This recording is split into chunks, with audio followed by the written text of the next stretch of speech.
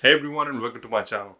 In one of my previous videos, I shared some tips and tricks that helped me secure a full-time job on the very last day of my studies in Canada. In today's video, we'll talk about Canadian resume format. Your resume is a key player to find jobs in Canada, but its format is a bit different to what you're used to in other countries. Alright, so let's talk about some of the important changes you can make to your resume to make it stand out and really increase your chances of getting a job in Canada. Number one is overall order of the resume. So your resume should contain all of the followings in the same specific order. To start things off, you should have your contact information detailed at the beginning of the resume, starting off with your name, address, phone number, email address, and even a link to your LinkedIn profile. The next section should talk about the career and professional summary.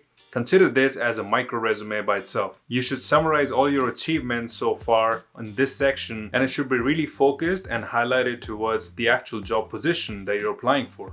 And after that, you should talk about your work experience, starting with the most recent work experience. And the next section should talk about your education, again starting with the most recent education. And once done with the education, the next section should focus on certifications, technical skills, volunteering experience, or any other professional development that you have done throughout your career. Okay, so now that we know the order and the structure of the resume, the next thing we should focus on is the actual value. So one of the things you should avoid in your resume is talking too much about yourself. Instead of doing that, focus more on what value you can bring to the actual job position or the company. So try to demonstrate what value you brought in your previous job positions and companies, and make sure these contributions are measurable. Which brings us to the next point of focusing on achievements. Keep in mind that hiring managers and consultants only spend a few seconds looking at your resume. So use this time wisely and focus on your career achievements. Be sure to talk about these achievements in a concise and readable format, and always give quantifiable examples of these achievements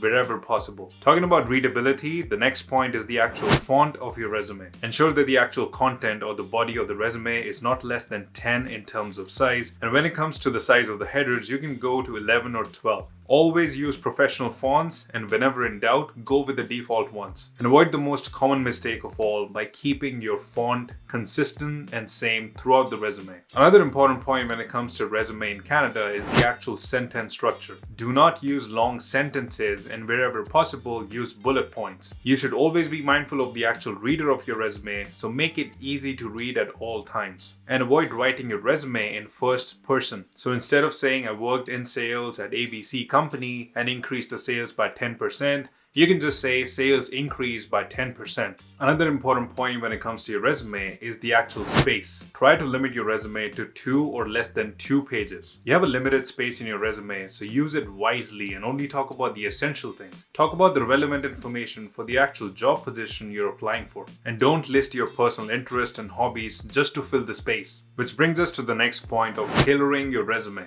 Don't copy and paste the same resume for each and every job position that you're applying for. You should always tweak your resume so that it's aligned with your job description or the actual job position. For example, if you're applying for a non-technical job, try not to talk about too much about your technical experience in your resume. Always remember that your resume is specific to you, so don't talk about the generic things that anyone can write on their resume. Now that you have a good idea of what to write and what not to write in your resume, let me give you some tips and tricks. Wherever possible, use your Canadian contact information.